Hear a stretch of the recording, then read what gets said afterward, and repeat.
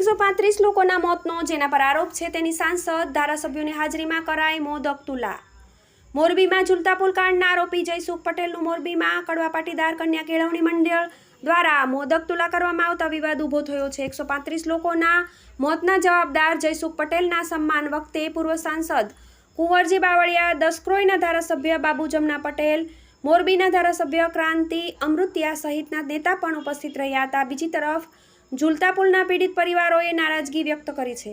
ઝૂલતા પુલના પીડિત પરિવારોએ નારાજગી વ્યક્ત કરી મોરબી ઝૂલતા પુલ કાંડના આરોપી જયસુખ પટેલને 3 દિવસના જામીન મંજૂર થયા છે। આ દરમિયાન મોરબીમાં કડવા પાટીદાર કન્યા કેળવણી મંડળ દ્વારા જયસુખ મોદક તુલા કરીને સન્માન કરવામાં આવ્યું હતું। જ્યારે ઝૂલતા પુલ કાંડ કેસના મુખ્ય આરોપી જયસુખ મોરબીમાં એક જાહેર કાર્યક્રમમાં જોવા મળતા વિવાદ ઊભો થયો છે। મોરબીમાં ઝૂલતા પુલ કાંડમાં 135 લોકોના મોત થયેલા। મોરબીના મચ્છુ નદી પર આવેલા ઝૂલતા પુલને રિપેર કરવાનો કોન્ટ્રાક્ટ ઓરેવા ગ્રુપના જયસુખ પટેલને આપવામાં આવ્યો હતો।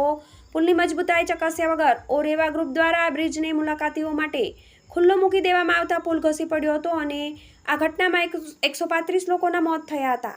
શરતી જામીન પર છે જયસુખ પટેલ। ઓરેવાના માલિક જયસુખ પટેલની જામીન અરજી અગાઉ નામંજૂર થઈ હતી અને બાદમાં તેને મોરબી જિલ્લામાં નહીં પ્રવેશવાની શરતે જામીન મંજૂર કરાયા હતા। કડવા પાટીદાર કન્યા કેળવણી મંડળ દ્વારા યોજાયેલા કાર્યક્રમમાં જયસુખ પટેલ મંચ ઉપર મુખ્ય મહેમાન તરીકે પહેલી ઓરોલમાં બેઠેલો જોવા મળ્યો હતો।